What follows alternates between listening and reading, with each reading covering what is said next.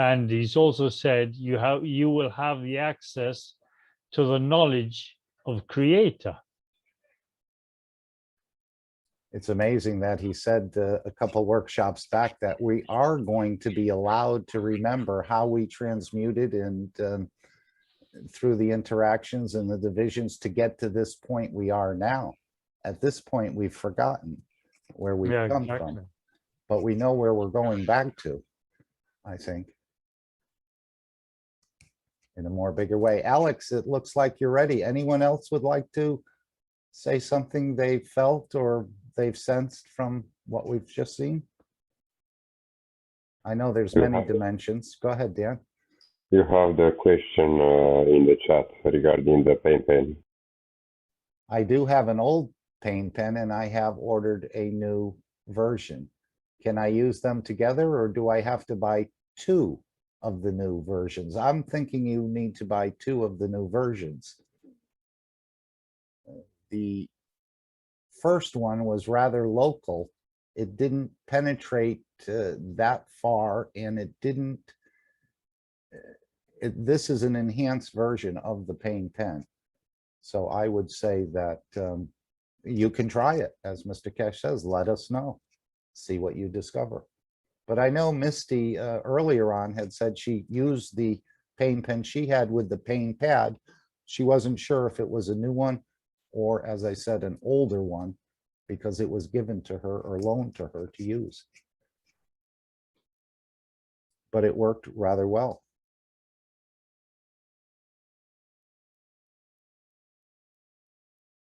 Did you hear the same, Ed?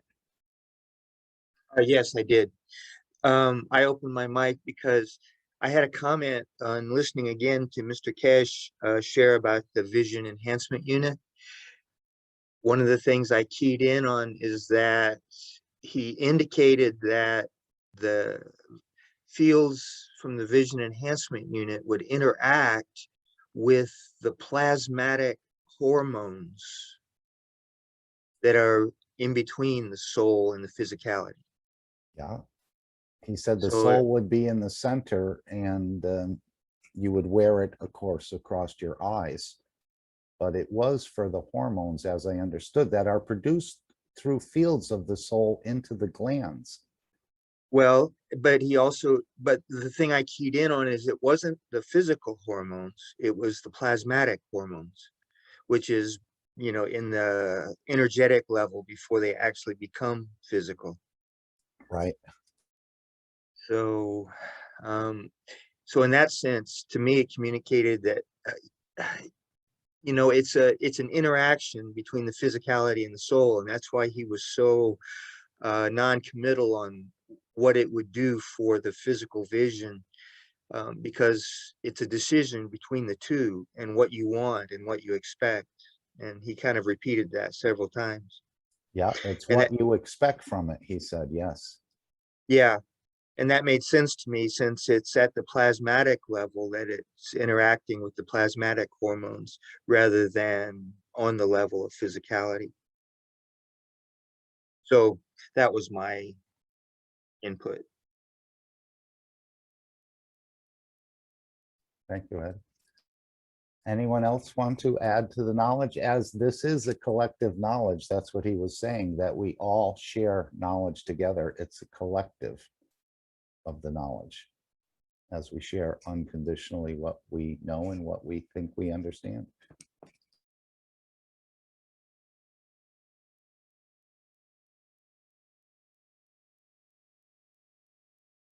Does that mean there are very few orders for the new pain pen in this group?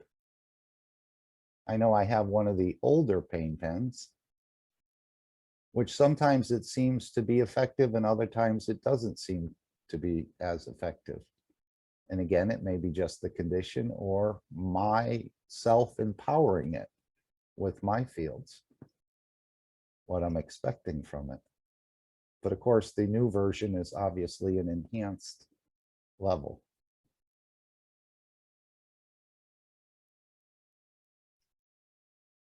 Okay, I see a red maple leaf. Alex, are you ready? Good day, Mark, and good day, everyone. Thank you, Alex, for being here and continuing to share. Today is a very interesting day, and I think by the time you finish with this presentation, you'll know what the word interesting really means. We have so many converging forces coming together, and in many ways, we're really trying to keep up with the knowledge seekers workshops, which are racing ahead. And so it's always a challenge on how we keep up. He does seem to jump 500 years ahead or more every time. Yes, we only have a week to get ready. For the next one, right? Yes. But these two, the 376 and the 377, he said the 77 was more of a follow-up or an enhancement or a combination of the two. And he said, normally we don't do this. So he's gone into deeper understanding in the second one of what he presented in the 376. That's true. I do that frequently, and then the reason for that is because I'm trying to embellish the knowledge to a greater degree. At the same time, I'm trying to condense the over 3,000 hours of teaching that we have down into a few classes. And as all knowledge seekers, you know, we're kind of groping in the dark because we are pioneers in so many different ways, and pioneers in the true sense of the word pioneers. We are not sponsored by any kind of colonial endeavor, and we are all volunteers pretty much at this point in time. And we have a lot of sorting out to do, and it finds that the more we know, the more we have to sort out, and then overall we see how much really there is more to learn. This is not a bad thing, but what we are trying to do, and by the end of this session today, you will know exactly what I'm talking about. Mark, I got to do some business, if I may, please. Would you like me to play the disclaimer, Alex? Sure, Mark. That would be great. Thank you.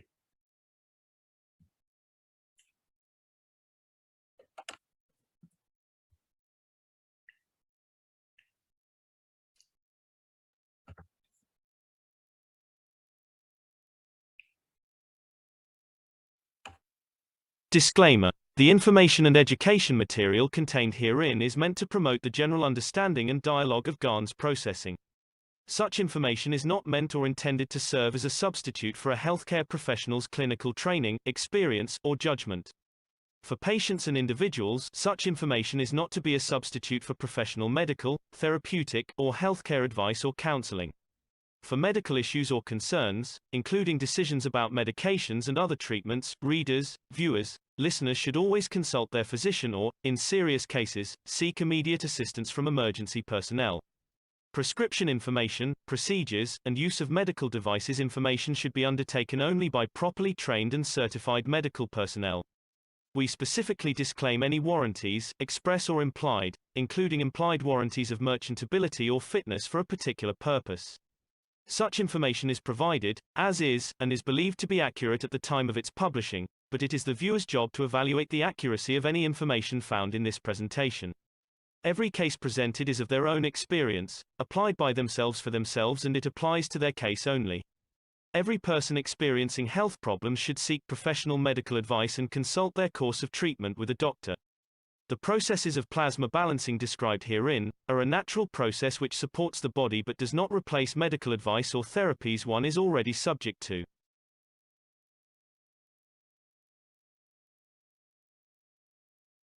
Okay, that was the Canadian version of the disclaimer, although it sounded very similar to the American version. Go ahead, Alex. Thank you. Thank you very much, Mark. Welcome, Canadians, Americans, Mexicans, to the North American Corona team meeting, and also to the international community. And we're talking about all the other continents as well.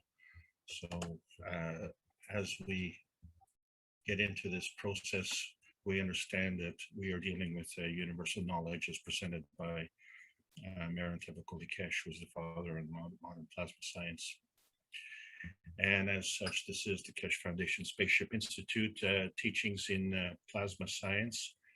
We have moved on to what I call basic understanding. And to understand the plasma as it precedes the physical. One of the things that was shocking to me, because when I got up this morning, I found that today is DNA Day. It is actually a holiday in the United States. So I hope you're enjoying your holiday. Generally speaking, oh, you know what? This is not a forum for commentary or opinions. But what is interesting is I had no idea, never heard of this before. April 25th is DNA Day. This is the first time I'm hearing of this. Shocking, considering that the DNA was technically discovered many decades ago.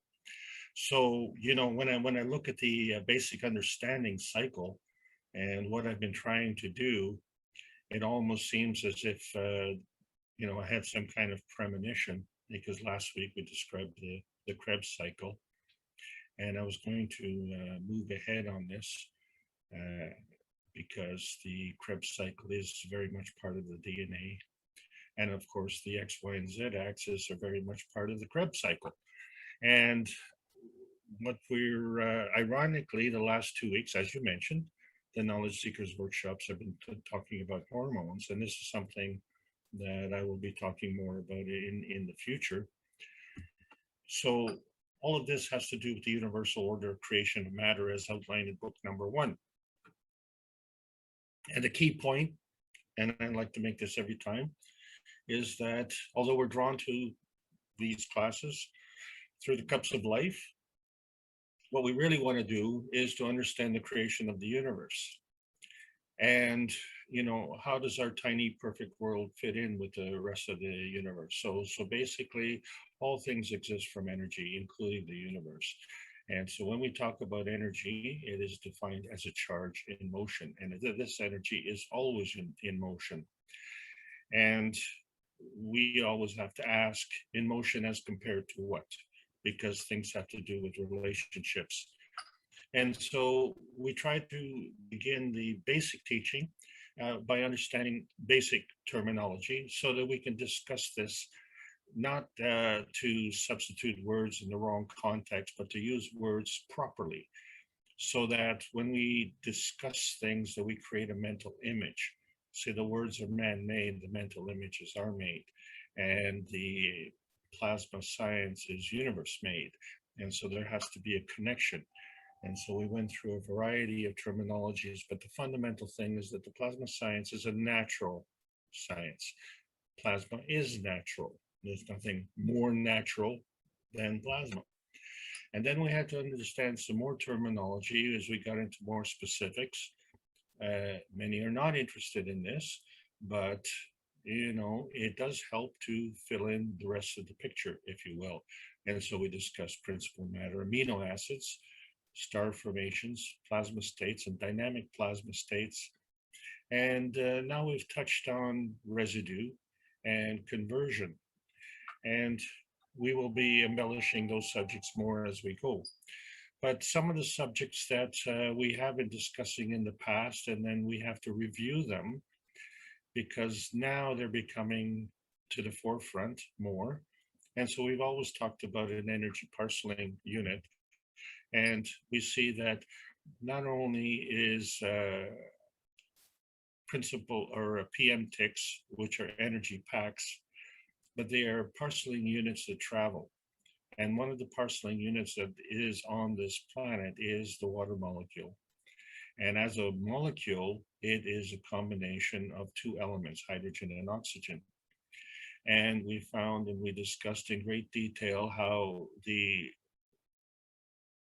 the fact that the water molecule is the universal solvent, there's that word again, universal, and as a solvent, it means it gives and takes energy very freely, and it is why life is possible on this planet. Another terminology that I have brought up is sequence providing. And this sequence providing is actually very essential because a lot of people think that the universe is chaotic. Life on this planet is chaotic because we don't have this fulfilling understanding that we need. And we find that really, when we look into the sky every night, we see that it is very well organized. And the reason it's well organized is because it understands these sequencing. And so when we get into the structure of the Krebs cycle and what causes the Krebs cycle, which is the basis of the cytochrome A, B, and C, which each one produces 12 ATP, which are 8 adenosine triphosphate, we find that these are energy sequence providers, kind of like the plasma sequencing that we've been describing in the basic teachings. And so we do have a condition that if we follow this sequence, we have healthy cells where they have a total of 36 ATP produced from one glucose molecule. But we find that in the center cytochrome, the cytochrome B, we have a deficiency. When we go out of sequence, when we go out of sorts, we produce an unhealthy cell. And so we have a deficiency, and it is only 26 ATP. And unfortunately, in terms of creation, the creation has to come, it's all or none kind of thing, because once you have a MAGRAV, you've created a condition. On the process to creating a MAGRAV, there has to be a dimension building. And so one of the fundamentals of dimension building in the, physical science, we call this the piezoelectric effect. And what that is, and every bodybuilder understands this, every bodybuilder should understand this, is the surface to volume ratio of what causes bending. And whether it's a bending or a stressing, it amounts to the same thing. It creates a second dimension where we have the polar opposites of positive and negative charges. And so this is the basis of the dimension building. And if we carry on with that, we get into what we see as the plasma building, where we have the X and Y axis. The X involves the rotation and the Y axis involves the polarity. But it's the Z axis which involves the field strength. And once we have this basis, this is the beginning of the plasma. And the plasma begins at the core. And at that point in time, it has to determine some kind of positioning. And the questioning is, position to what? And so this is where the dynamism comes in. What we refer to as dynamic plasma, there has to be an interaction with another plasma. And to have an interaction with another plasma, energy has to flow not only within, but also without. And in other words, it has to go in between. And the way this energy flows is that it actually has a motion, and that motion determined on the direction is the charge. And it follows a certain dimension, which we call the geometry. Well, so we understand the physical geometries, but there are also soul geometries, and there are emotional geometries.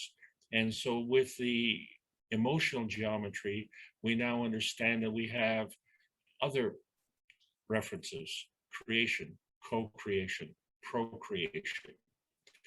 And then we also understand that there is an outer space and there's an inner space. And we operate on this inner space. And that is the range on this planet. And we also operate within our own bodies. And that is the range within our bodies. And so to be able to transcend between the physical and the plasma, this is the skill, these are the skills that we have to learn to not only be able to transcend from our physical to our plasmatic, but we don't really have to do that so much as just have an awareness that we are actually plasmatic, and what we need to do is to figure out how do we transcend into the physical. One moment, please.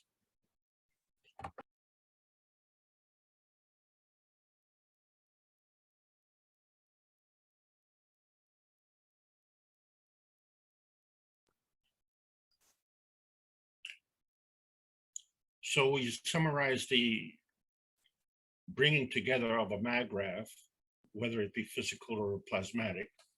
The source is the PM ticks, which are traveling through outer space. These are the energy packs. They interact together and they form antimatter, dark matter, and matter, which we've now renamed principled matter, transition or transmission matter, and light matter. And the combination of these three create the various dimensions which combine together create a maggrav condition, which is a balanced condition. And at that point, then we have now the core component, which is what we call the neutron. And the neutron, what you're looking at, is the gravitational component or the maggrav condition, which allows the buildup of the plasma. And how far does the plasma build up? So the thing about the plasma is it's a manifestation of energy, you see. But we have an old science, which is small m matter, and a new science with capital M matter. And so there's a bit of confusion. Matter, you see, regardless, is a manifestation of energy. And so this manifestation initially is a binding when two forces come together. But manifestation is also a creation where 1 and 1 is more than 2. So we find that in the process of energy creation, which is energy binding, that energy binding itself is creation.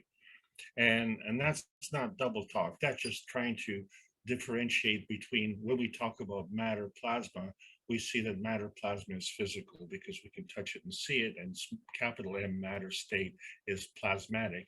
We can't touch it, we cannot see it, but we absolutely can sense it. And these are the questions that we ask ourselves in the scientific community and the spiritual community. How do we do this? And this is where the light matter comes in. And so when we're trying to ascertain various explanations, we seem to, shall we say, gravitate towards the physical explanation for a plasmatic precedence. And so we said in the previous teachings that the plasmatic manifestation is a substrate for the physical manifestation, right? And so the plasmatic manifestation precedes the physical manifestation. There is no rule that says that the plasmatic manifestation has to manifest into the physical. So we have options. And then the other explanation that we try to figure out is, how do we fit into this thing? And so our point of view comes into play here. And as we've always said, we've been looking at things upside down. And when I say looking at it from upside down, in other words, from the Earth's point of view, where the Earth, we're on the ground because it's gravitational, and we're looking into the sky because it's magnetical. But we were able to transition the various energy states and within these ranges. And we're also able to transmit these energy states across the ranges. So we can transition and we can transmit. And we have a physical reality and we have a non-visible reality. And so there is a third state, and that is the transmutation, that is the transmutation state. So this is when we see that two forces coming together, they create a condition where there's a field interaction, and that interaction begins with an x-axis. You add to that the y-axis, and then you add to that the third dimension, which is the z-axis. Now you have a maggrav condition, and then we go from there. Before we go from there, the energy has to be maintained somehow. So the energy flows constantly. Energy is always in motion. So how do you keep the energy within the maggrav condition? It has to go through this rotating field. Is this rotating field only on the x-axis, or is it on the y-axis as well? Come to think of it, is it on the z-axis as well? So when we look at a charge, and this is a picture of a charge that you cannot see, but you see that it has an outside and it has an inside and it has an interaction. But more than anything else, it does go in two different directions. And this is the uniqueness and the difference between the old science and the new science. You see, the old science discussed direction of flow in one direction. The new science discusses direction of flow in two directions. So the balance of these fields is the energy totality of the energy flowing in both directions. The charge is the difference in field strength of one direction over another direction. And this is where the plasma positioning comes into play. And so we find that, thank God for us, the basic DNA understands this. So because today is an important day, we're going to delve into this subject a little bit more. And we've talked about a backbone. And so we find that carbon is the connector. And we discussed phosphates and we discussed sugars. And so now what we see is that carbon is in a sugar phosphate backbone. And this backbone is the basic construct of the DNA. So this involves hydrogen, oxygen, and phosphorus. And when we looked at the body-centered tetrahedrons, of the many things that we discussed, everything from the organs of the body to the endocrine system and the various energies associated, including our environment, which involves the Earth's crust. And we see these tetrahedrons and how they seem to replicate in various ways. So we find that chlorophyll, for instance, which is the energy for plants, is in the tetrahedron, and the phosphate, which is the energy for us, is also in the tetrahedron. And we find the hemoglobin, which is our currency within our bodies, we call the blood, is also in the tetrahedron. These are all mag-rav reactors. And so the science has been trying to work it out. And so today is National DNA Day, April 25th, and it's a holiday. So, but we're going to continue working here. This is a National DNA Day in the United States, and it commemorates the day in 1953 when Watson and Crick and others published papers on the structure of the DNA. And so this began what they called a scientific frenzy, not to be confused with a Gantz freakout. But this scientific frenzy from 1953 to today has not been able to answer a few questions. And I have a few questions. And one of those questions I've asked in the past is, why do we have the DNA the same in all the cells in our body, but we have different cells? Why do we have the DNA the same in our two thumbs, but our thumbs are opposing? And then why are we still looking for cures for cancer? You see, the thing is, in what we did discover was that, and this is important, was a discovery of a double helix, which is a twisted ladder structure. And we call DNA deoxyribonucleic acid. And there's that word acid. And this was a milestone in history of science. And so this had to do with understanding how genes control the chemical processes within. And as you can see, this was the basis of the physical science. So we said that the DNA backbone is a carbon and a sugar phosphate backbone.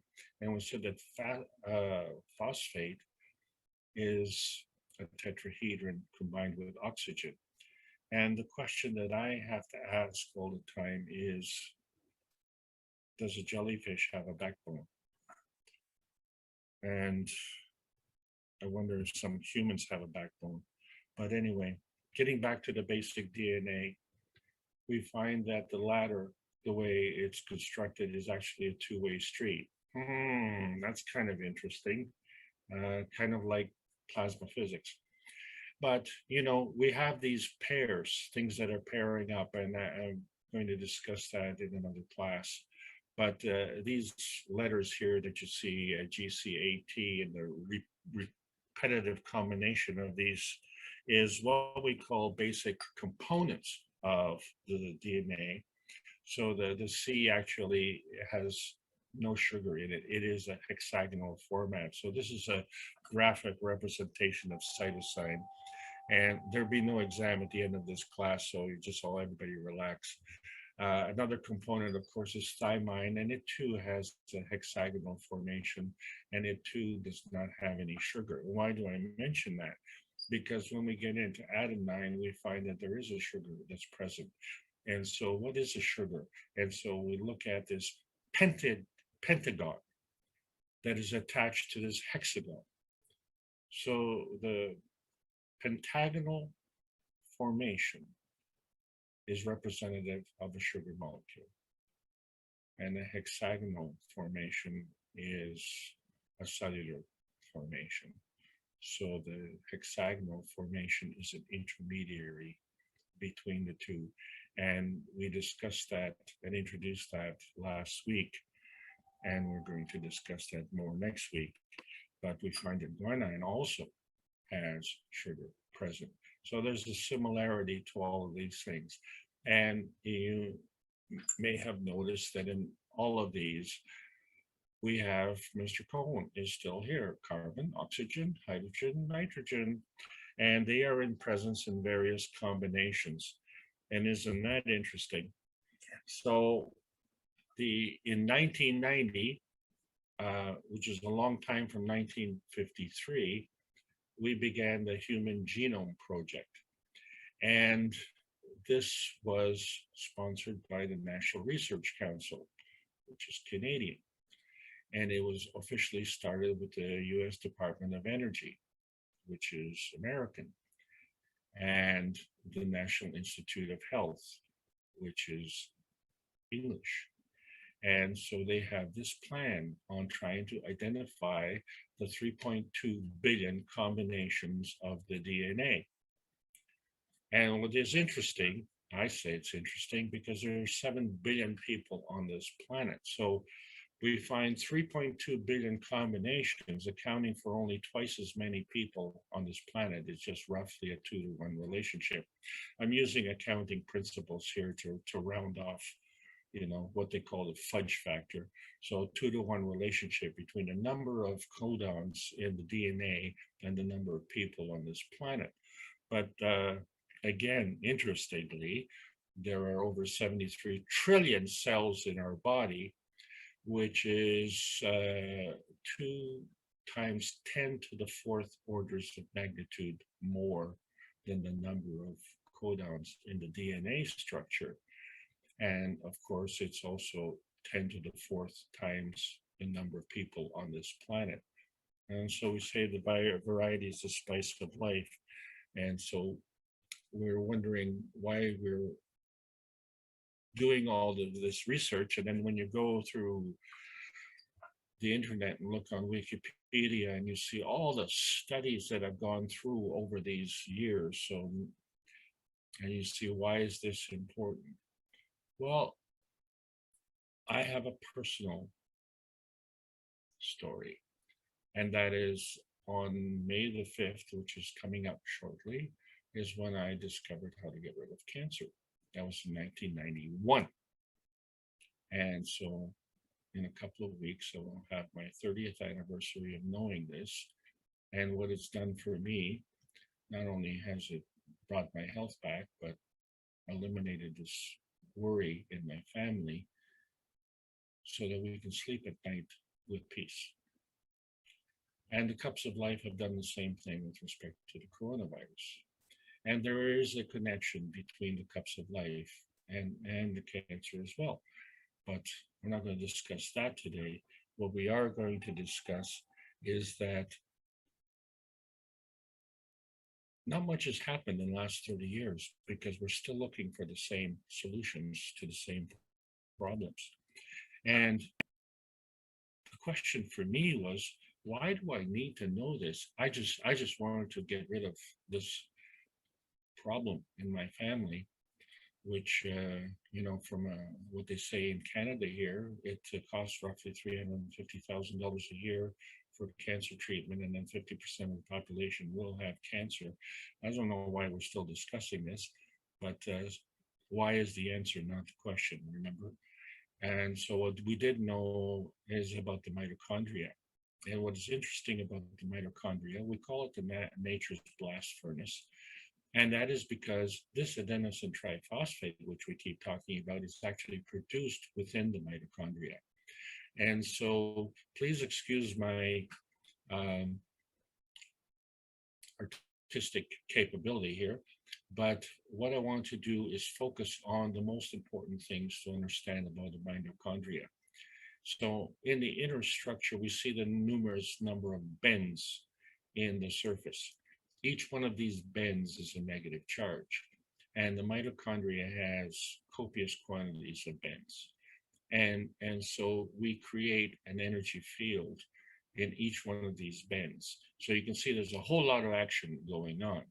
And then when you look at the outside, which is represented by the orange line, and that is a separate boundary, it is much smoother. So we see that there's a gradient difference between the energy that is created in the center. I wonder if it's the plasmatic center. The energy center and the outside. And then there's an outside, again, represented by the green line, which is the physical boundary of the mitochondria. And where's this mitochondria? Smack dab in the middle of every cell. And what is interesting, of course, is that mitochondria within the cells is present within the animal kingdom, and which we call the horizontal people, and the vertical people, which we know are plants. And you know, the thing about it is that,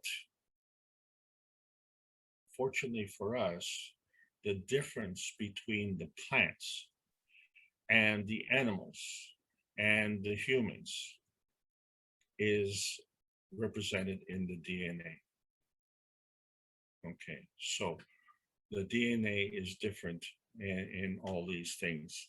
And so this DNA, there is a human genome DNA, and it is associated with the RNA. And we haven't even talked about that because we're still dealing in the basic plasma construction. The basic plasma constructions comes from the X, Y, and Z axis, but that has to do with its positioning and its retention, its ability to retain the energy. And that energy is retained through rotating field. And now you understand that there is a boundary, except that this boundary, whether if it's a physical boundary, cannot contain the plasma. In fact, the plasmatic boundary cannot contain the plasma because it all depends on field strength. So now we get into the dynamic plasma. So there has to be a basic construct of the dynamic plasma, and then there has to be a positioning of the dynamic plasma with another plasma. And so we have this interaction of various fields, and each field has a basic construct of antimatter, dark matter, and matter. And then there is always a possibility of understanding, are we upside down or are we right side up? So in other words, when we're looking at these two plasmatic constructs, are we back to back, or are we head to tail, or are we head to head? So these are all possibilities. And these are affecting how we go through the various dimensions. And as we built up the various dimensions in the previous classes, and we've seen a relationship between our earthbound condition and our dynamic plasma condition, we find that how we grow through these various dimensions is through connections.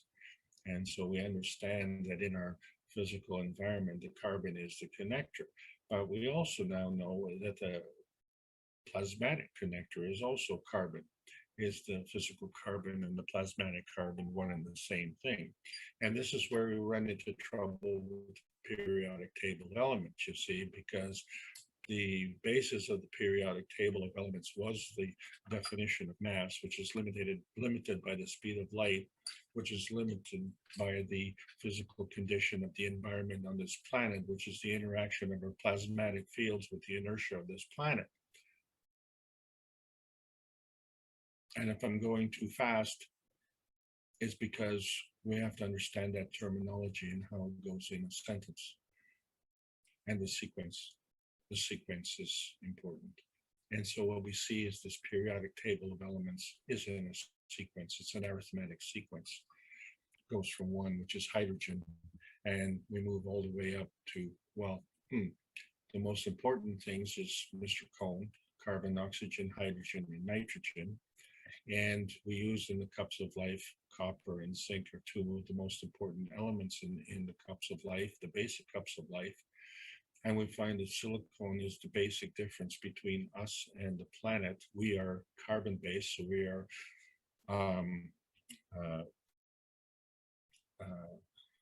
organic, and Earth is silicon-based.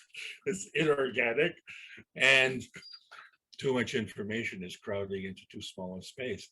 But we also have the emergence of the importance and now the relationship understanding of how phosphorus, sulfur, and chlorine come into the whole process. What we do know about chlorine is that in combination with sodium, it's provides salt, which is kind of the medium that we're using in the cups of life. And today we're discussing the phosphorus, which is part of the ATP, which is part of the DNA cycle. So we find that all these things have relationships, but these relationships are fundamentally energies that we call magnetical, gravitational, seeking a balance, which we call a magram. And then these relationships that we see, the old science, we have a scientific understanding, and we have a spiritual science, endeavoring to achieve the same kind of understanding, but using a different terminology. And so what we're looking is to add the two together, because the combination, 1 and 1 is going to give us more than 2. We find that when we manifest matter, we have cell creation. And how many cells do we create? And so let's face the facts, folks. We have over 70 trillion cells in our body, but we have one body. And how do we organize that? It requires an awful lot of work. And thank God our soul is taking care of that. And what the soul is doing is actually converging and doing a conversion of the light matter. Where's the light matter coming from? And that is the source. And so we find that the interaction of the energy coming from the source, interacting with the inertia of our environment, creates what we call a plasmatic air. And in that plasmatic air, we have plasmatic nitrogen, and we have plasmatic hydrogen, and we have plasmatic amino acid. But we also have physical nitrogen, physical hydrogen, physical carbon, and physical oxygen. So there is some kind of connection. And so this is how we transmit energy. We do this through our DNA transcription. And at this point in time, we call that our consciousness. But we find that when we are in a comatose condition, we are actually unconscious, but we somehow maintain our physicality. So we find that the initiator in the DNA is methionine, which only comes from red meat. And the red meat, of course, is animal matter. And it's kind of interesting that that is an important factor. But is that the factor? Because we see that we have questioned whether we have evolved on this planet or whether we have adapted on this planet.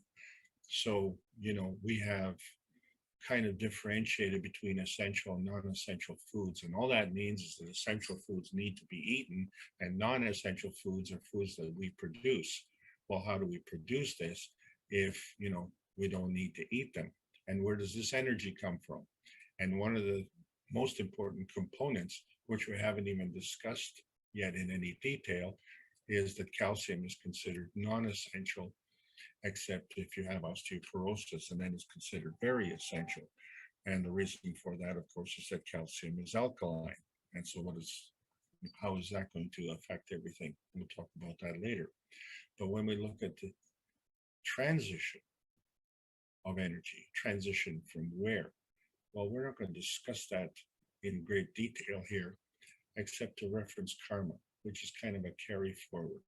And so this is the knowledge that we arrived here with, and it is transcribed in our RNA. And this is our unconsciousness. So at this point in time, we can't remember our unconsciousness. We can't remember our before being born time. But, you know, we when we discuss growth and we look at, we're looking at this RNA and DNA interaction, how can we have a DNA growth and not have an RNA growth? And so on DNA Day, I think what we have to really understand is that the whole purpose of the Genome Project was to facilitate gene therapy and gene modification. And, you know, seriously, this world is in a mess and outer space is well organized. How do we have the audacity to claim that we can do this and we can do a better job than, shall we say, nature can? So this is really gene mutilation. What we're doing with the plasma science is restoring. It's called plasma science restoration.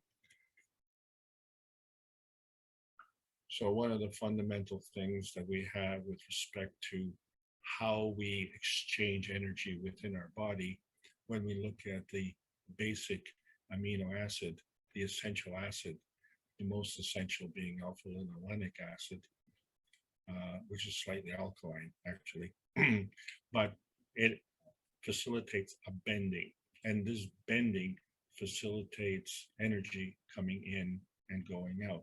So when we say energy coming in, physically we're saying food coming in and waste going out, okay? But that is in the physical state. Who is the brains behind this? And how did you manage to train this? And if it malfunctions, what are you going to do to correct the situation? And since you have 73 trillion cells, and each one of these is a part, what this is one part, one lake of a phospholipid. So you have 73 trillion cells that are encapsulated by these phospholipids. And we have, in one pair of phospholipids, we have 4 lakes. So if we only had one phospholipid around the cell, that would be 270 trillion lakes. But that's not true, because we have many phospholipids around our cells. So my calculator's broken, I don't know. All I know is that inside the cell and the outside of the cell is a kind of communication. And so we call that a transition. And so when we're transiting energy, we're going from the gravitational to the magnetical. And so in this case, the magneticals are facing each other. And so there's energy coming from the outside in and from the inside out, and there is an exchange. I wonder how this exchange is being done. So when we review the ganses, we find that the 3 ganses that we're most preoccupied with, the carbon dioxide, zinc, and copper gans, all have an oxygen component. So oxygen is present. We call that an aerobic condition. And when we look at the absence of oxygen, we see in our iron gans, it's only CH3. And that is just one of the many ganses that we have. But this, what I want to draw attention to is that this is anaerobic, no oxygen. So oxygen is kind of a key component. So when we look at how we get energy from food, food is basically glucose. And what we do is convert the glucose to fructose. And how we do that is through phosphorylation. Now, that fructose that we consume is not the fructose that you see on the label of your food packages. We are actually looking at the glucose, which is a hexagonal construct. And the terminating points, the ends, the meeting points, which are all negatively charged, are phosphorylated. In other words, they flip around. And so when the glucose phosphorylates into fructose, that fructose is not the same fructose that you see in the label of your package. this fructose is digestible. The fructose that you see on the label package is not digestible. So when we eat raw fructose, non-phosphorylated, then that becomes a toxin. But when we phosphorylate the fructose, that becomes food. And the key component of phosphorylation is phosphate. So when we look at ATP, which is the currency of life, so in biology, that one glucose molecule produces 36 ATP. What a deal. I go to the bank and I put $1 in there and I get 2 cents, maybe. 1 to 36. What a deal.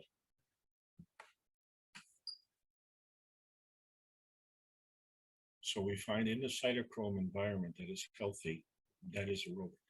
In other words, it has oxygen.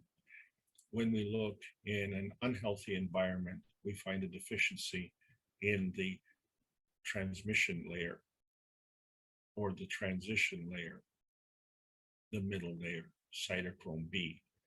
The environment is anaerobic. Oh my.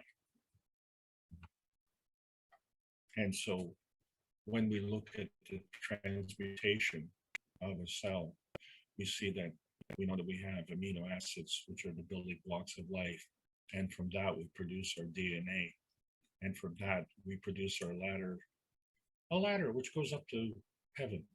Imagine that within our cells. And you see all these phospholipids in pairs, encapsulating a cell. And we know that oil and water don't mix, and thank God for that, because otherwise these cells would just be mush. But energy is flowing all around, and there's a communication. And this is what's important. We find that our cells have a soul, and that soul is interacting with the RNA and the DNA. And when we cut ourselves and we need to be repaired, these cells, these blastema cells, begin cell production. And these cells are undifferentiated. We don't know what these cells are, but these are the healing cells. And once the damaged site has been cleaned and is prepared for building, then these cells stop cell production and they concentrate on differentiation. Unhealthy cells cannot stop this cell production. So excessive cell production in the wrong place is called cancer. And so the reason there is an inability for them to stop is because this communication that goes from inside to the cell to the outside of the cell, which we refer to as intracellular communication, is disrupted.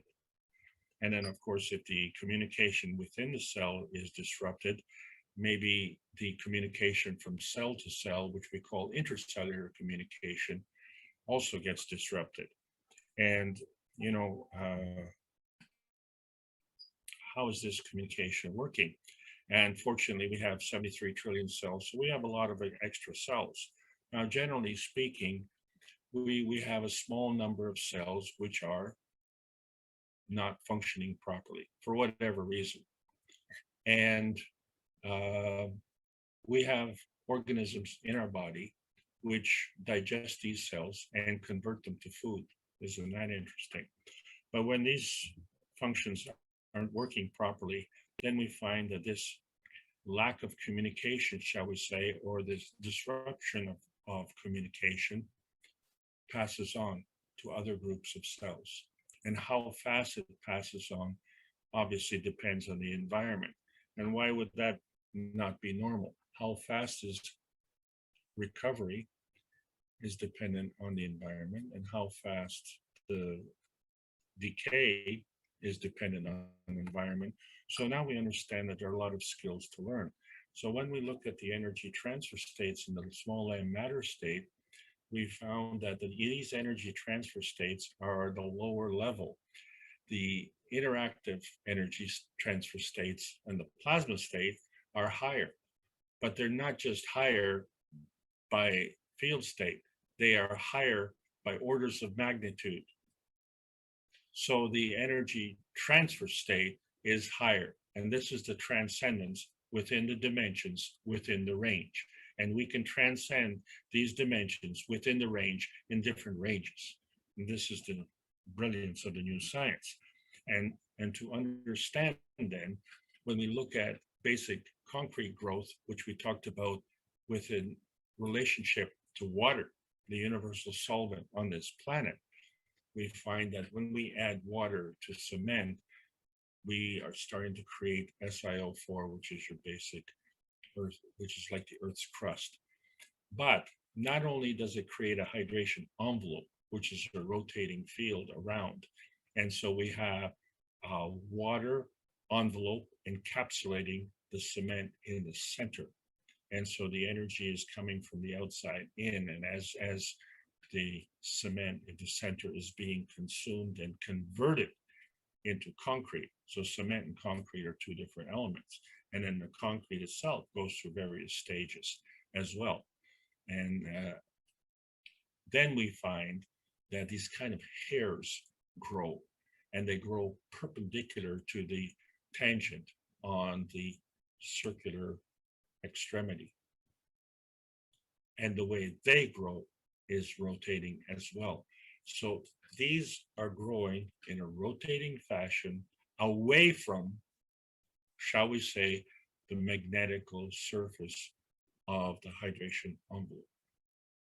They are growing away from, and they are doing their own rotating field. And you see that in seashells.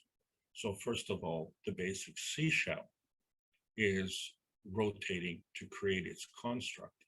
But from the surface of the seashell, these pointy things are growing. And the way these pointy things are growing is they're conical. So in other words, they are fatter at the bottom and thinner at the top, which means that they're gravitational at the bottom and magnetical at the top, right? And they are growing perpendicular to the surface of the shell.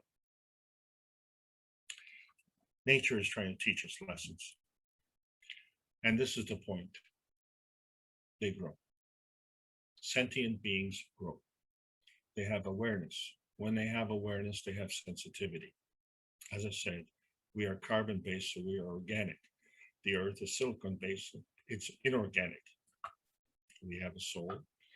Seashells have a soul. Our cells have a soul, the earth has a soul. Our DNA has to have a soul. Has to have some kind of energy transmission, some kind of energy transition. And so we find that the predominant factor of the DNA is the transmission of energy, because the energy goes from cell to cell, from DNA to DNA. But the determining factor, of course, is not the DNA, because we have the same DNA in the left thumb as the right thumb. Well, how can you have the same thing and then be opposing? Okay, so happy DNA Day. The DNA is growing, and the reason for it is because life is for learning. And so life is in the consciousness, and the life is for learning, and so it enhances the DNA. Can the DNA grow and the RNA not grow? Really? I don't think so.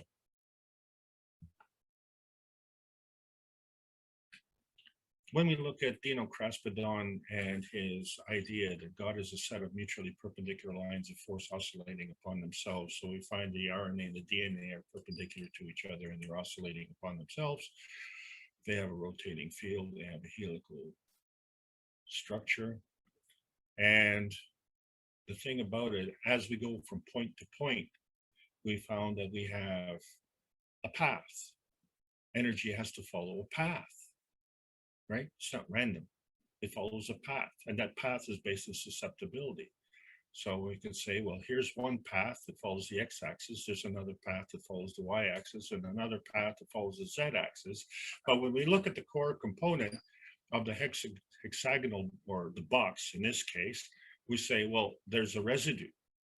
Well, what is that residue? And you know, we're not taking that into account, which is kind of the same problem we're having with the periodic table of elements. So We understand also that plasma is positioning in the center, but we have two kinds of positioning that are possible. So if we look at a face, so it's in this side, we look at this box, which is kind of like, well, it's kind of like a cube, and it's kind of like a dice. And then you wonder, is life, a game of dice? Well, we have face centering, which is a plasma position on the center, which is in the middle of these paths. There's also body centering, which is in the center of the cube, which is the sum totality of all the energies that are following the path, that are energies accumulated in the faces, and the residue. Now, as we go into and get more energy, how do we contain that energy? So we find that our field strength can grow. All of you remember when you were a child, and the most distinct thing that you can remember is that you had to buy new clothes from time to time because you would outgrow your clothes. And so you were growing, you were getting larger. Well, this is what happens with our field strength. We still have the same DNA, if you will, and we still have the same basic Magrath condition. But now, we're bigger. And so if we will look at these face-centered positions and how they move out from the face to accommodate that, an interesting comparison happens here. We look at the GANs freakout, and we see that the GANs particle is much larger than the nanoparticle. But although the GANs particle is bigger and technically should have less energy, it has many more points. One moment.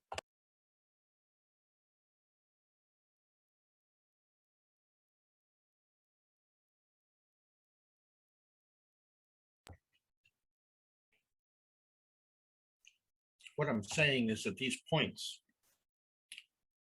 and have energy, and the accumulation of all these points collectively have more energy than the nanostate. So this is why the GAN state is higher. So when we look at the basic physics of the X, Y, and Z axis, we find that something is missing, and yet we are capable of bringing in more energy. The point of the matter is that when we look at the periodic table of elements, what we are seeing is crystalline formations.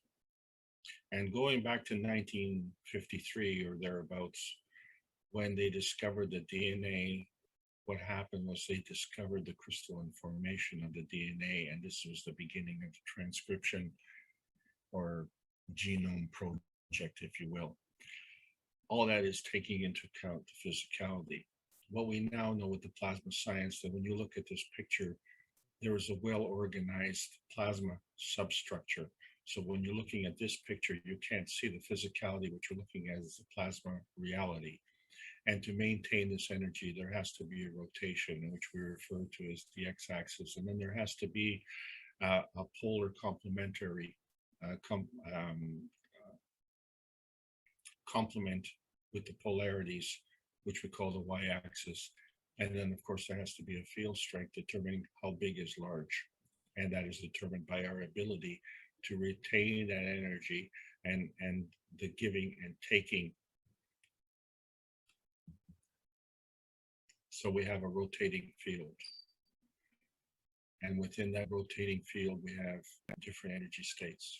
And we can transition these various energy states and draw on what we need from the core. And we find that the Earth has two hemispheres, and they are both rotating fields, and the two work together. Isn't that kind of interesting? That's how our head works with our body. And we were talking about a backbone, and there's the stacker unit with the cups of life, the 5 cups of life. and we find that we are emitting energy from our spine to our extremities. How does that energy come back? And so this is the two-way street that we find with the plasma reality. When we look at these crystalline formations, when we look at these crystalline formations, we are none of these dimensions. We are not in the X and Y as a dimension. Question then is, are we the residue? Well, here's the point. When we look at the DNA, we find that the DNA is the same in all the cells. All the cells have the same DNA. All the cells have mitochondria. When we look at the DNA of the cellular structure of the vertical people, whichever plant it is, has a unique DNA. All the cells within the plant, whether it's the root, whether it's a stem, whether it's the leaf, whether it's the flower, or whether it's the pollen, has the same DNA. All the cells have mitochondria. The vertical people and the horizontal people have the mitochondria, and these mitochondria are the blast furnaces within the cells. The mitochondria have a different DNA. When we eat the vertical people, we consume their DNA. Does that DNA become a part of us?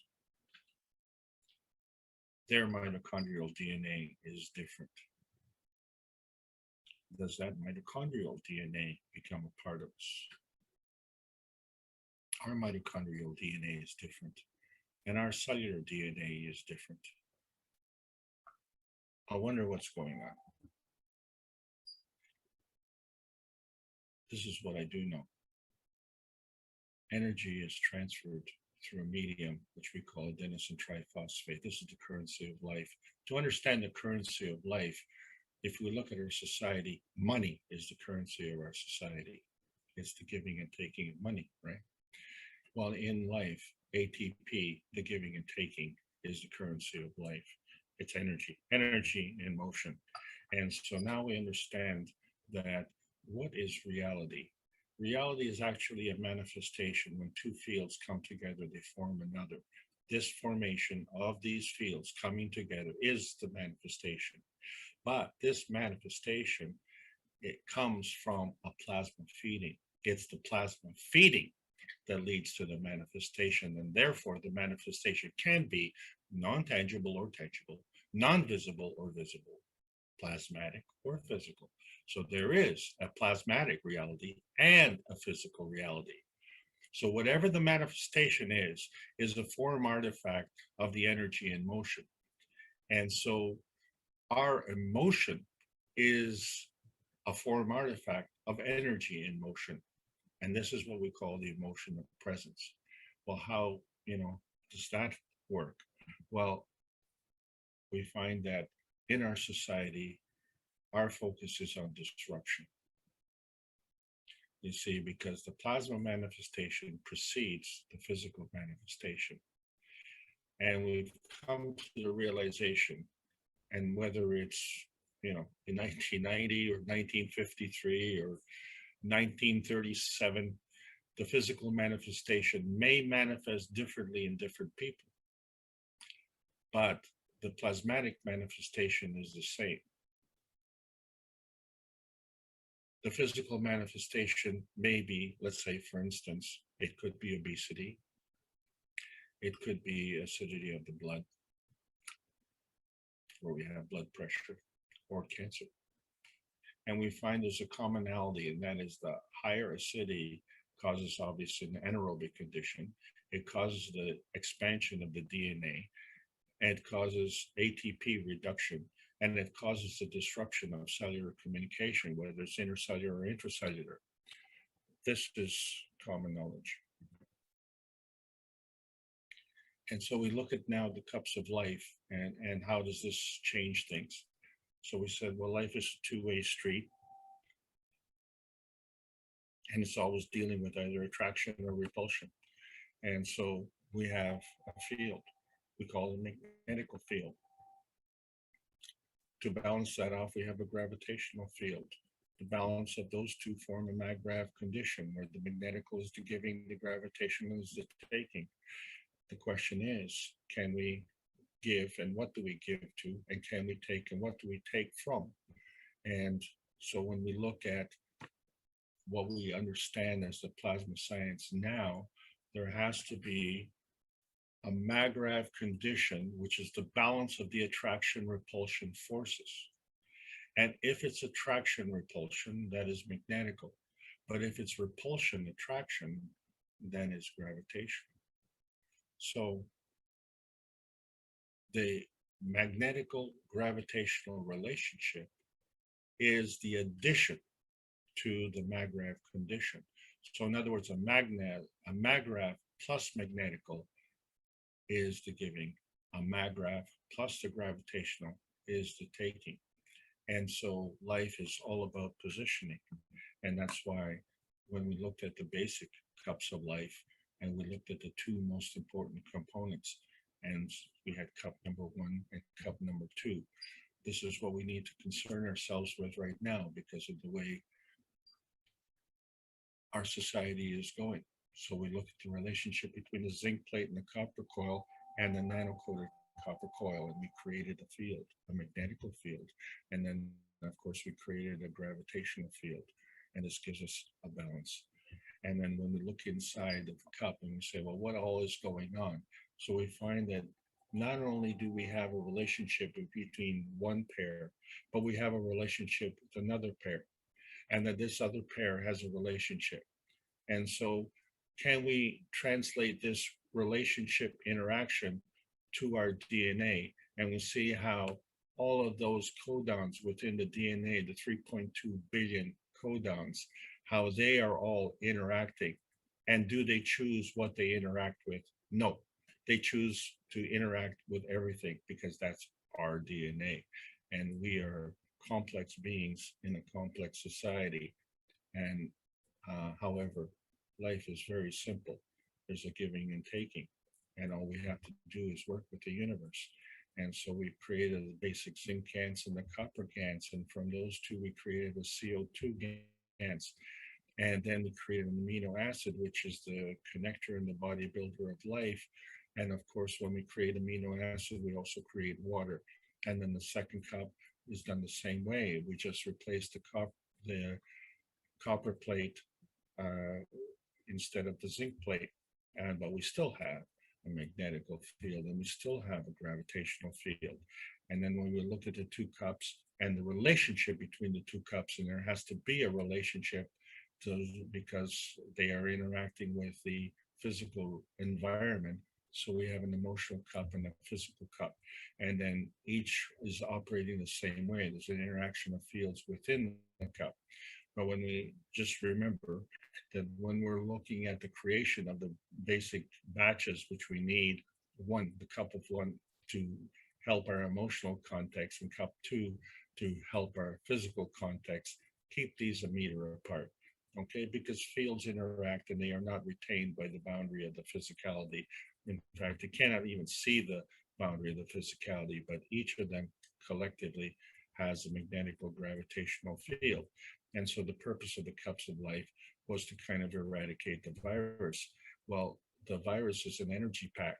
And so we either give and take energy. So we were looking at cup number 1 to deplete the energy, and cup number 2 also wants to deplete the energy. But in this case, we're also depleting and converting the energy, kind of like the way we digest things.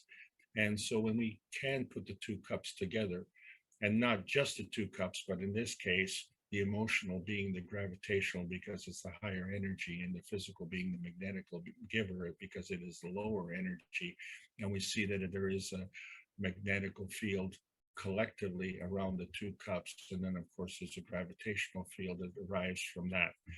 And we know that this energy, strong energy, is at the center, because when we look at how our GaNs production And we say, well, look, in the middle of my GANs, there's nothing there. Well, obviously there is something there. And that energy that you're seeing that created that hole in the GANs is the plasma energy. And so when someone asks you, well, what is plasma? Just tell them it's a kind of energy state and it's affecting our life because it's very important. The questions that everybody is asking, is it backwards or is it upside down? But really, what we need to figure out is our point of view earthbound or spacebound? So what has hindered us is the old physics and its limitations. And we have broken through not only the scientific and spiritual limitations, but on DNA Day here, we've broken through the biological limitations. And so we have other limitations that we have to go through. So KFTV is the TV station of the Keshe Foundation, where the science actually meets the soul of man for peace. And so, although this is the Keshe Foundation Canadian Spaceship Institute, we have conducted classes, 21 classes with the KF Brazilian educational team. We have conducted 15 of the 21 classes with the Italian educational team. We are doing that and continuing to do that on Monday afternoons.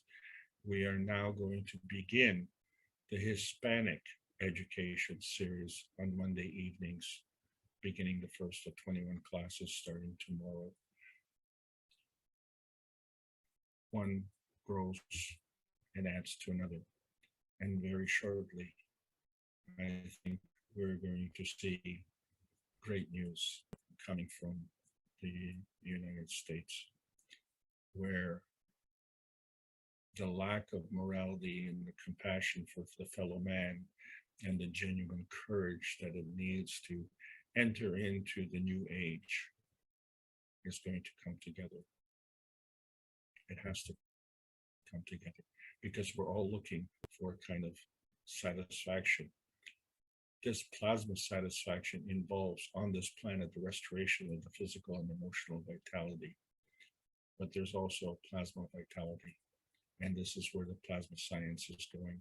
And we are now understanding that there's more coming with the universal body enhancement spaceship units than what first met the eye.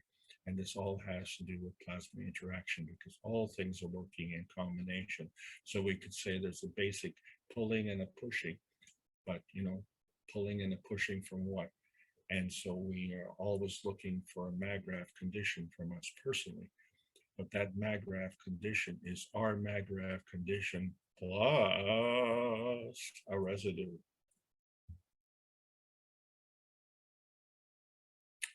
Gives you something to think about, you see, because we have to open ourselves up to the energy of the universe, yield to those powers because they are very powerful, and allow that to happen. When you allow yourself and position yourself, you can receive that energy. So the key to this whole thing is you provide the pattern, you get the energy. And that energy is always there for the taking. And so we like to play games. So one of the games we like to play is tic-tac-toe. And I promised you that I would tell you whose turn it is. Well, we've run into a problem, you see, because the new plasma cube does not fit into this two-dimensional representation of this game. How can you have tic-tac-toe when you only have 2 dimensions? So the discussion of whose turn it is not going to be discussed today. Sorry. How do you like me now? We're just the messengers of peace and friendship. Okay, this is what we have to do because the plasma universe works this way. And this information is brought by the Keshe Foundation Spaceship Institute into the public domain. All we ask is for world peace. Sign a world peace treaty. Once with a pen, once with your heart, how about once with your soul? Bring the harmony and vitality to this planet through our physical and emotional being. Knowledge seekers become truth seekers. That's not enough. will truth seekers become difference makers.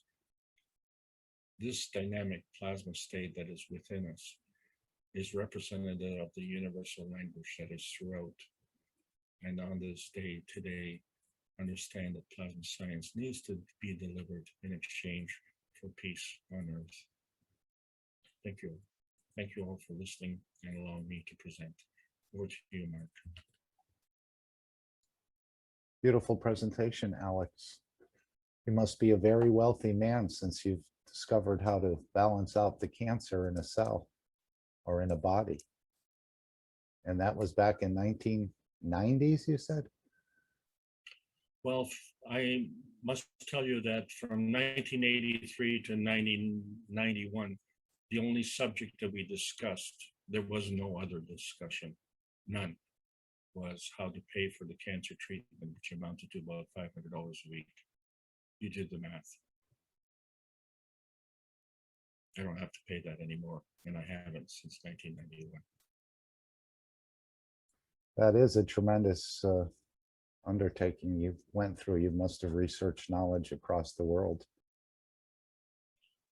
Yes, and I wanted to share that knowledge, and one of my goals has been to, share that with people, and this forum has allowed me to do that. The number of people who wanted to listen, however, has been underwhelming to say the least. Anyway, we carry on because we can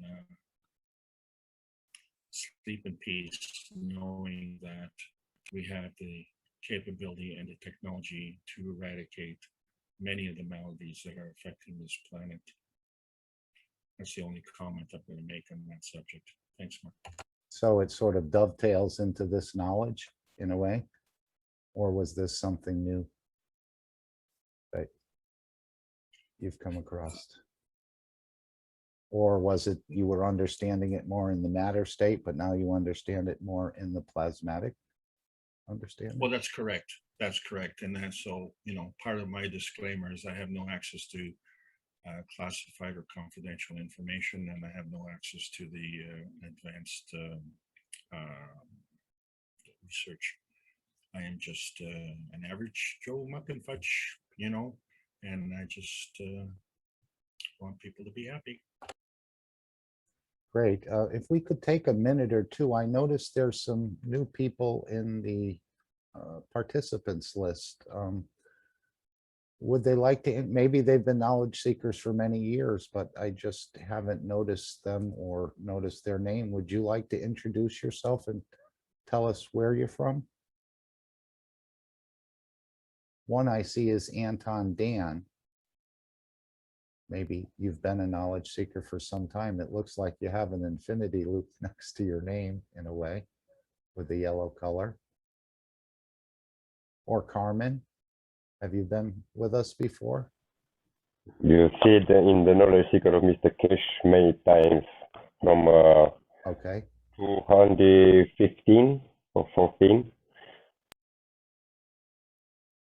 He's from Romania. Uh-huh.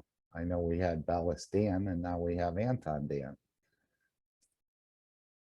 Anyone else who'd like to introduce themselves and tell us where you're from, perhaps? That's new to our group. You may not be new to the Cash Foundation or the plasma technology, but introduce yourself. Okay, I am Alen Cadet from Honduras. Initially I'm from Nicaragua, but I'm at the moment in Honduras. And I am new to the group. And what brought you here? Was it the cup of life or something different? No, about 8 or 9 years ago, I had a heart attack, and then I was immobilized, and I was lucky that the internet is available. So I started looking for something to learn while I was in bed. And that's how I don't know how did I find it, but then I started watching the videos of the Kesh Foundation, and then I started practicing the nano coding. And but afterwards, I could not follow it. And about a year ago, I had the time because I couldn't do anything. I was confined, and then I began again to listen and watch the videos, and began again trying to make the cups. And I've done both, but I need to go further. Thank you. Thank you very much for all these teachings and motivating us to learn more and practice more. Thank you to you all, and thank you to Mr. Kesh for all this beautiful knowledge. Thank you. And thank you from Honduras. Yes. Have you pledged your nation to peace? Well, I am here because I was here when the confinement began with the virus, and I was only to stay here about 4 months because I was going to restore a house I wanted to sell in here in San Pedro Sula. So I am not really living in Honduras, but I am from Nicaragua, but I've been here for more than a year now because of the coronavirus. So I hope I can go back next month, and maybe I can find a way to do that in Nicaragua. Excellent. I know the Chinese are working quite extensively in Nicaragua. I think they're working on some projects, but Yes, quite a there bit. is a how do you call it, canal, Yes. a channel that will go through to the southern part of Nicaragua, and some lakes that are there. So it is true. They are very active. I'd like to bring up another point, Mark, sorry to Oh, interject. oh, no, please. We are, the Mexican team is part of this presentation today, but tomorrow evening, the Spanish community is amalgamating as the Hispanic community, and that includes Spain, South America, Central America, Mexico, all Spanish speaking, is going to be part of the new KF Hispanic education team. And so that's beginning tomorrow. And Liliana is, I think, the, shall we say, the main pusher of the system, in conjunction with Victor in Spain, who is the Universal Council support member. Yeah, well, that would be the promoter. I think Liliana is simulcasting your teaching here today, Alex. Yes. Actually, the Spanish community has been simulcasting on all the Brazilian and English classes, and they have upwards to sometimes over 150 members simulcasting. So we have 56 today at this point in time. So you understand that there's a lot going on in the background.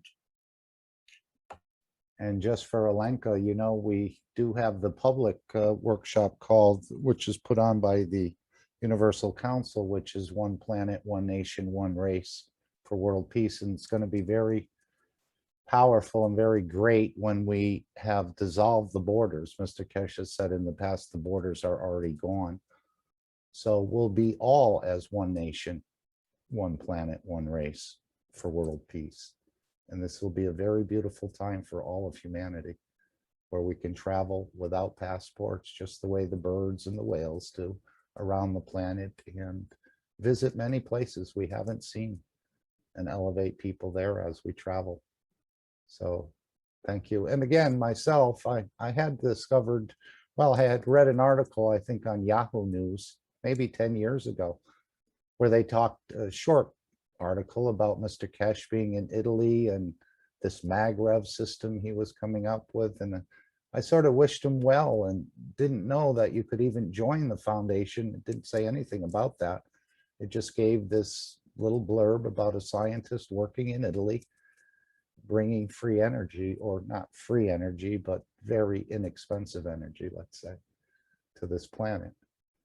And then, of course, as I found Mr. Kesh on Project Camelot, that's solidified my soul, or my understanding that I wanted to become part of this, because it was a very beautiful teaching or explanation he gave there with Carrie Cassidy.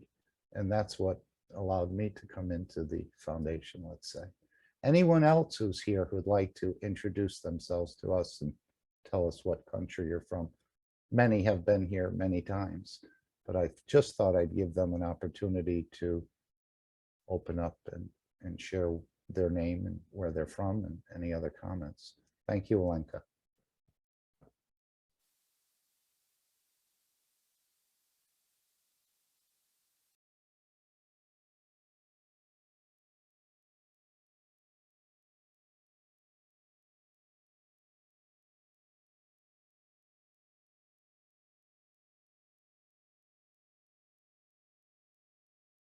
Mark, don't forget to ask regarding the paint pen, new paint pen, to point Susie.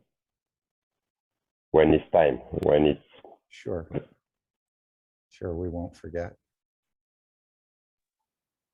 I know in the back, go ahead.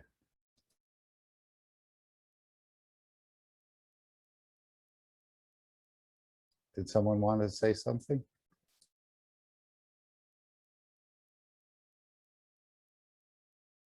I know while you were teaching, Alex, I was just looking in the background for some of these angel wings that Da Vinci had drawn or put in some of his pictures. And I was wondering if we could show those, but maybe we'll hold off. Is there anyone who'd like to ask Alex a question? I thought it was quite profound, Alex, when Mr. Kesh had shared with us the idea of when the sperm and the egg comes together, that the physicality is really just the afterthought. And I guess all the souls on the sperm side and all the souls on the egg side decide the creation of that physicality. But that was a new understanding for me, to think that these fields actually do the creating, and the physicality that's manifest is really the afterthought of these fields. Would you want to comment on that, or does that go along with your teaching in a way today? Fundamentally, Mark, you understand that the DNA is in every cell, and you have to ask yourself, the question is, how was that created? And who was the person of the 7 billion people on this planet who created that? And so the answer is none. So therefore, it's not from our physicality, is it? And so that becomes the first answer. And then from there, you start to go on the path. And then this was the revelation that, happened to me, was to understand how the deterioration of the health came about. And I said, well, that's not really what I'm interested in. I just wanted to get rid of the cancer, and get back to my life. But, what I found out was that the whole basis and the whole structure of our society was based on the sucker principle, and I was the sucker. And as long as I paid, and as long as I played, and as long as I could continue to pay, then I could pay. But when the money ran out, then I couldn't play anymore. And somehow, some way, I did this for 8 years. Well, 80,000 Canadians die every year from cancer. In the last 16 months, we've had 23,000 people die from COVID in Canada. We've never had a lockdown for cancer, but we have a lockdown right now in Ontario, Canada. We are locked down severely. And these teachings are in public domain. So you have to ask yourself the question, why? And as I said, why is not the question, why is the answer?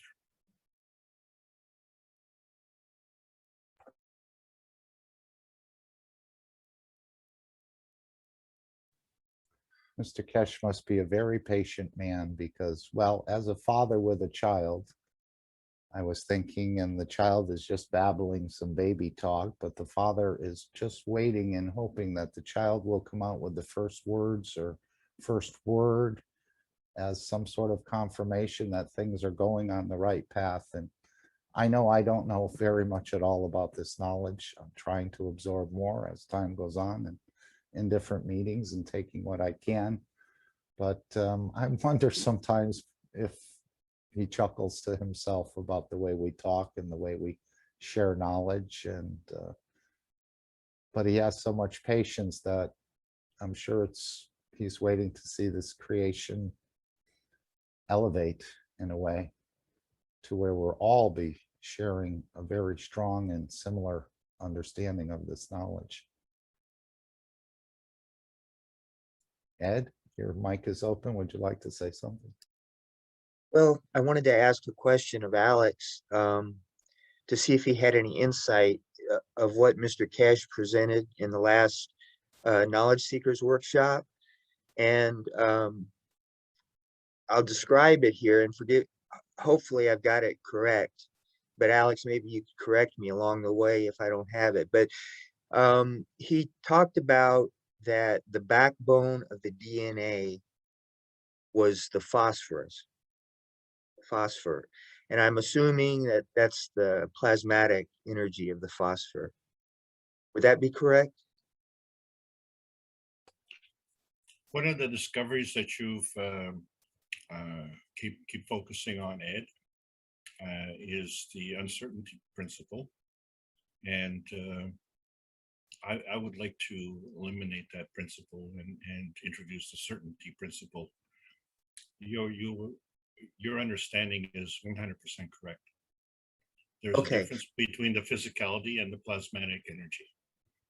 And there's a transition, there's a transition between the two. Yes.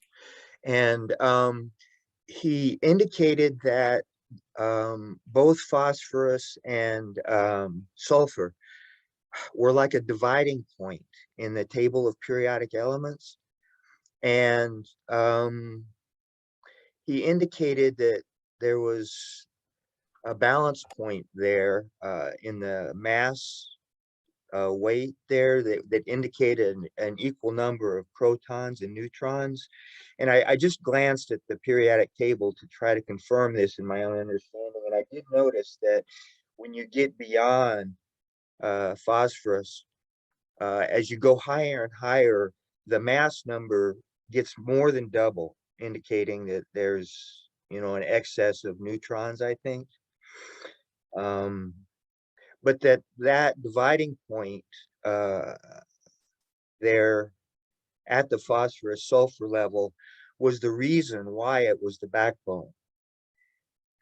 And I wondered if that had any significance in our Earth environment there. Why is that, and how? I don't know. Do you have any insight on that? I just can't get much past that. Again, Ed, well, you're your own worst enemy, and I'm not being harshly critical of you. You have a tremendous depth of understanding, and the confidence in yourself is really what's lacking. Because, but this is not just you. This is everybody. Because, except for a few people present, none of us are scientists. We're scientists in the kitchen or in the basement or a garage or wherever. And so we are able to do our plasma science, in those forums, but we're not plasma scientists, and most of us have no interest in understanding the details. It isn't the details that I want to convey and discuss. It's this observation that you have made with respect to the generalities. You're seeing a trend. So you're 100% correct. This is the point. You need to know that that is your foundation. That when you see this trend, you don't have to have a microscope to understand which way the energy is flowing. And, you know, in terms of physicality, you can look at the surface to volume ratio, and then you understand which way the energy is flowing. But in the plasma science, now we know that the energy is flowing both ways. And in order to flow both ways, there has to be a substrate. And so how does that energy interact? And that is your plasma interaction. So now if you can get within your mind's eye to see the plasma interaction and the field interaction, and you would have to do this with your mind's eye. And why can you do this with your mind's eye?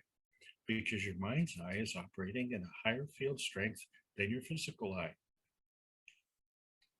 So you have this greater capability. And the moment you have this confidence, not only within yourself, but to have this confidence in the universe, to understand that the universe provides. It provides as much energy as you need whenever you need it. The universe is a benevolent place. And your soul is a product of this universal energy. And for us to understand how our soul functions into that is what's all part of the Knowledge Seekers workshops, and how we're trying to progress step by step by step. The tremendous revelation that has happened within the last 2 weeks is not only how we can operate on a plasma level, but how we can reposition ourselves on a physical level, and how that capability is within our sphere of influence. And our sphere of influence is dependent on our understanding and our vision of our scheme. And it's it's ours all the way down the line. So we have a capability of creating our physicality. We have always had this capability. It has just been a matter of understanding it, and it's been a matter of coping with it. So the transmission or the communication of this knowledge and the confidence in this knowledge stems from, shall we say, the backbone, which is equivalent to courage. And when you have this courage to stand up and, shall we say, express yourself, but not express yourself just as a form of protest, but express yourself as a co-creator. You don't have to bear the burden of creation. You're part and parcel of the co-creation. So all of us present at this meeting today are co-creators. And collectively, we are transmitting this energy through the plasma fields that we're creating on this planet. Some of us are setting up artificial barriers. And many of us are starting to break down our own personal barriers. And so my point to you is, first of all, I'm totally gratified with the questions that you're asking, because they're brilliant questions, they're fundamental questions, and we're not asking these questions enough. And secondly, it's opening up to the new knowledge. The new knowledge is there. We just have to open ourselves up to allow that to happen.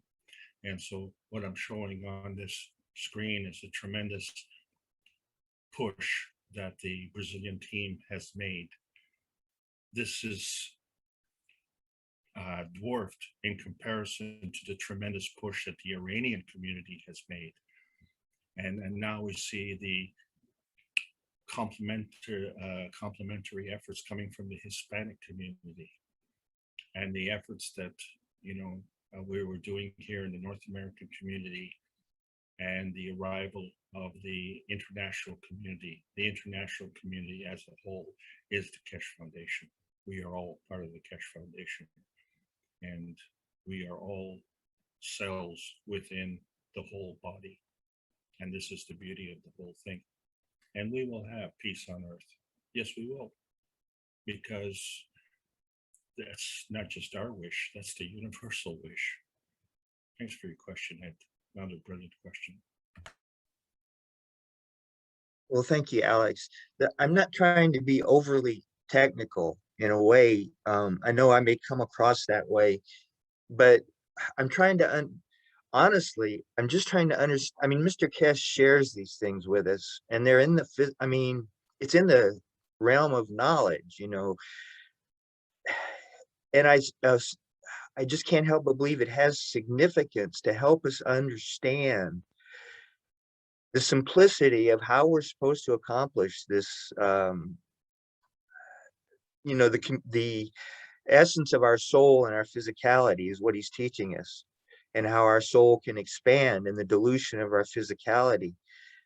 And the reason I ask these questions, and they may seem technical, but I'm just assuming that for us to come to understand this on a mental level, at least some way, is going to help us just understand the feeling or the inner understanding of what it means to accomplish, you know, to understand this relationship between our soul and our physicality, that we become more in control of things.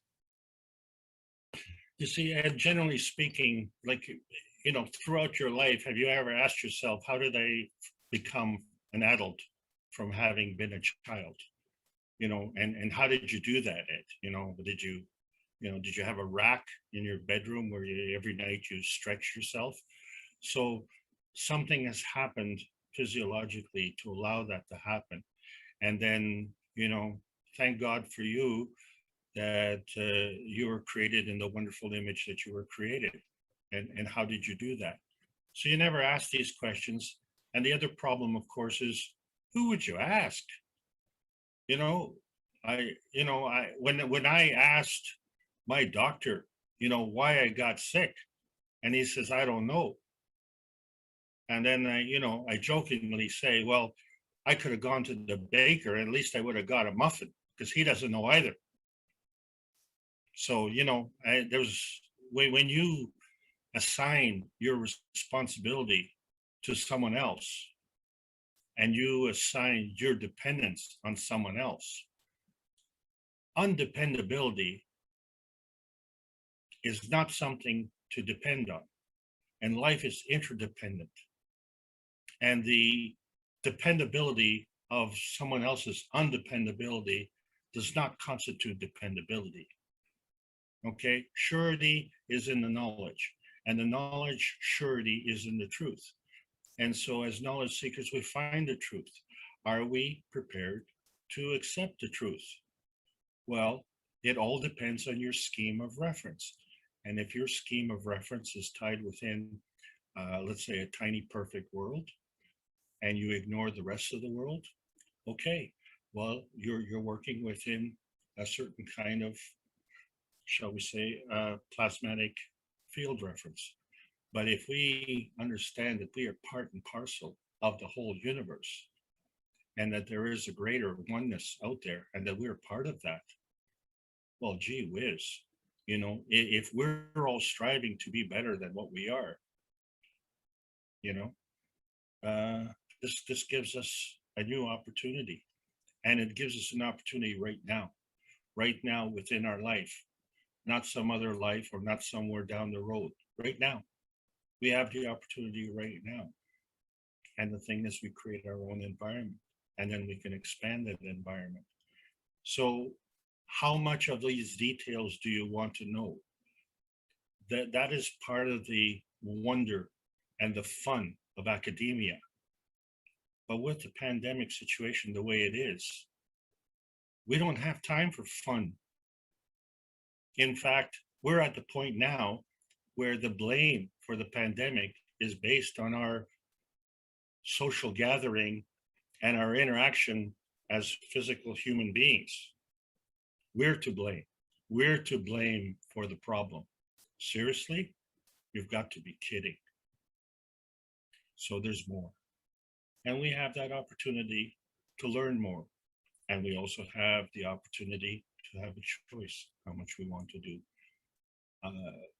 I had no choice. Prior to 1991, I only had one choice: pay or die. That was it. And you know who does that? Who threatens your life if you can't produce? The word is terrorist. We are a peaceful foundation. We're bringing peace to humanity, not exclusively. We are not alone. We're not the only operators. The whole universe is supporting us. All we have to do is open ourselves to allow the possibilities.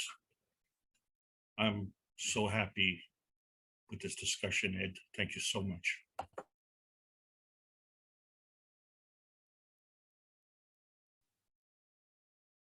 Thank you, Alex.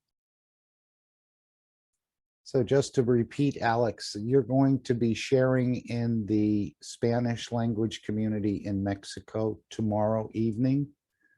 I hope someone puts it into the chat so that those who want to join will be able to join. I'm sure there's a special room number for that.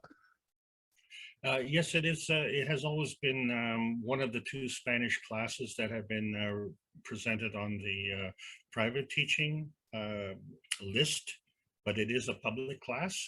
And I'm sure that either Helenka or Liliana, somebody will post it on the various Telegram postings.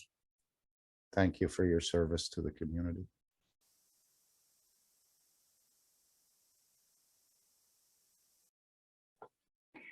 Can I ask a question to Alex? Please. Please go ahead. Yeah. I joined Bengali teaching. I'm Selena Rahman from the Georgia. So I asked a question to the Moshfek about a long time ago. I'm a little bit nervous, forgive me. I asked a question to Moshfek about mountain goat. A long time ago, I saw a documentary about mountain goat. When they need the salt or amino acid for them, so they go to top to the hill, and then they suck the salt, and it is too high and very dangerous place, but they go for their need. But we are human beings. We don't know what we need, what is our body need. So why mountain goat knows what they need and we don't know what our body need? What is the reason?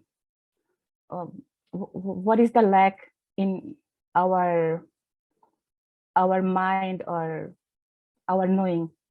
That is the question. Do you understand? Well, that's a $64,000 question. You know, we are so smart, and yet we don't exhibit that, not really. And I've seen a movie of a mountain goat climb up a mountain. And if I had hard hooves like the goat had, I'd probably get up a few feet and then I'd slide back down. I wouldn't be able to do that. But, you know, a lot has to do with the believability and the courage and everything else. So I don't have the specific answer to your question, except it's amazing that somehow, some way, that goat has that knowledge. And so somehow, some way, we have restricted ourselves in our knowledge. And all of this has been reflected in the disruption of our communication channels. And what we have been focusing on greatly has been our physical communication channels. So the conclusion has to be is that the goat has a channel communication beyond the physical communication. He doesn't have a cell phone, you know, and he doesn't have people waving flags or honking on horns to indicate when you're, you know, going in the right direction. And there's a determination to go there. So this is what's brought us to the Keshe Foundation. You see this inherent determination. And so a lot of us are questioning now how we got here and why we got here. So why we got here is the answer. This is what I'm saying. We got here for a reason.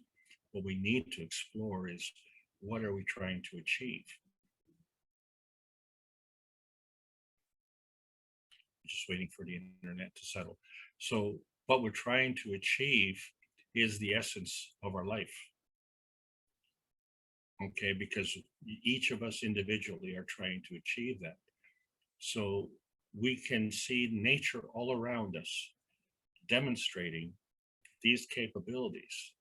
And every time we compare that capability with our capability, and then we go, wow, you know, what am I missing? And that's the essence of your question. What are you missing? And I'm still amazed. I don't have the specific answer. However, what I do know is that salamanders can grow limbs. I can't. I know the chameleons can change color. I can't. Okay, so I know the goats can climb up a steep slope. Even I seen a picture on YouTube where a goat was climbing up the side of a dam wall, which is made out of concrete. I can't do that. So I can't do it doesn't mean it can't be done. All it means is that I can't do it. I don't know how to do it, or I haven't accepted within my own understanding how to do that. So that's my own personal limitation, and nothing wrong with that. Okay, now we have an awareness that there's more that's going on. And so when you compare your knowledge to the knowledge, say, of a dragonfly or a butterfly or a daisy or a stalk of corn or, you know, a kitten or a goat, and you see your knowledge compared to their knowledge, one of the questions that comes up is, our knowledge really worth that much more when we can't do what they do? And is that the requirement? Is it a requirement for us to do what they do?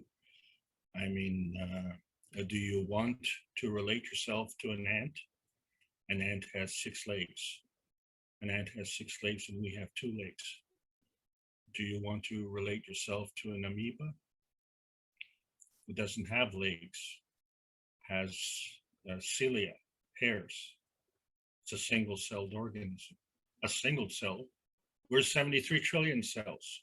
So technically speaking, we should do more. But we can't even control our own cells. You know, how did we grow from a baby to a child, from a child to an adult? How do we do that? So these are all phenomenal questions. And we haven't really collectively come up with all the answers because we're still preoccupied with our tiny perfect day-to-day world.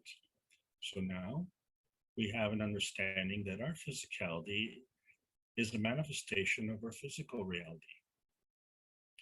And that's what we really need to focus on. And that physical reality is limited by understanding of our plasma reality. But that's with respect to our soul growth, not respected to our existence. Our existence on this planet, however, is limited in our total understanding. And so we never stop learning. This is the beauty. This is the beauty of the knowledge. So even, you know, I teach this class, all I do is expose the limitations of my own knowledge. And maybe it's not obvious to you, but it sure is obvious to me. I hope I've answered your question. That's Yes, Thank you. thank you very much. Thank you very much. pleasure. Thank you. And I think we do have some knowledge of what we want because let's say I'm thinking about an orange, but I don't have any oranges in the house. I eat and I'm satisfied, but yet that thought of having an orange or the fields of the orange are still coming to me, and I go to the store and buy an orange. Or maybe it's beets. For some reason you haven't eaten beets in a year, but all of a sudden they're on your mind. I think the body is giving us some sort of indication through the brain that there's something in there that's needed. Just like with the buffet, when we go to the buffet, we take certain things and we think we're taking them, but maybe it's the body that's actually putting that thought there, saying we need something from that. We need to extract something from that, and you need to find that product. Yes, I think that is true. I think, yeah, that is right. We don't listen to the body. Most of the time we are busy with other stuff, unusual stuff. We don't listen our body. That's why we are having that much problem in our body. So Lamia asks if someone can put the Zoom number for Alex's classes. If someone would do that, maybe Lissy, you would know the number. If you can put that in the chat, we'll all have it. For what time does it start, Alex, on Monday? It'll be 2400 Central European time. Okay. And also we want to mention Jalal's class. That'll start at 10 a.m. tomorrow in the private students Zoom room. So if you're available, we've been opening, it's called Deciphering Knowledge Seekers Workshops, and Jalal has been gracious enough to share his knowledge with all of us. And this is an ongoing series.